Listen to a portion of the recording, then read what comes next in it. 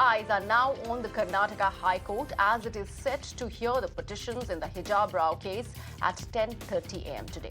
The controversy has disrupted classes in several Karnataka colleges as protests continue over students wearing hijabs and saffron shawls. Two petitions have been filed by aggrieved students of Udupi Government Colleges, and the student have sought relief, saying that they have done no wrong and are facing discrimination due to fringe elements in the school and in the society. The petition also mentions that BJP MLA Raghupati Bhat is interfering in the guise of college development committee and promoting communal agenda. So this story is something that we've been bringing to you ever since this controversy erupted in the state of Karnataka. And we're talking about several government colleges in the state of Karnataka where girl students who sport the hijab were asked not to enter classes if they continue to wear the religious symbol, that is the hijab. This happened after fringe groups started protesting over the hijab by wearing and sporting saffron shawls inside the campus. And now this has spiraled out of control. A big row has erupted. Karnataka has in fact turned into a battlefield with the students now who have in fact sought a stay for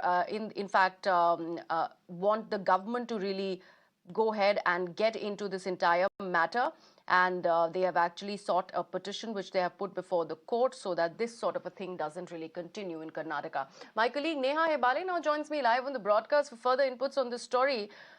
Neha, all eyes on the court today. There has been an NHRC which is also waded into the controversy. They said that this is the fundamental right of the student on what they want to sport as part of their religious symbol.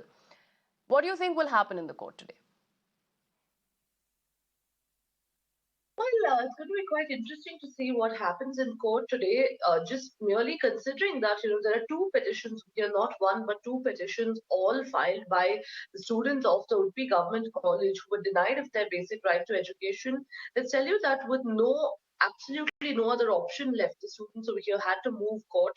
In fact, all of the students today who moved court have just one demand, that they be in fact allowed their constitutional right to practice and preach their religion, which is Islam.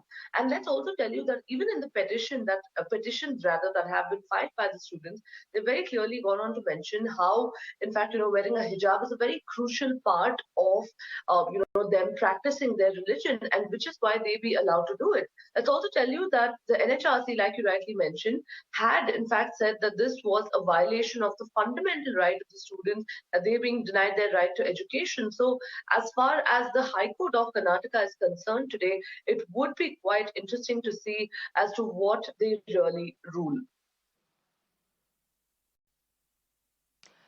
Right, Neha. Thank you so much for joining me with all those inputs. Now, apart from Karnataka, Puducherry also saw a hijab row where parents of a student alleged that their child wasn't allowed to wear hijab inside the class.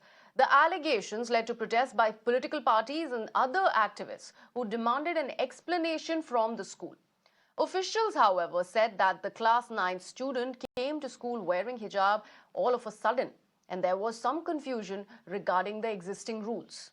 The school allowed the student to wear the hijab after deliberations amongst the authorities, the government officials and the parents, and also the other activists.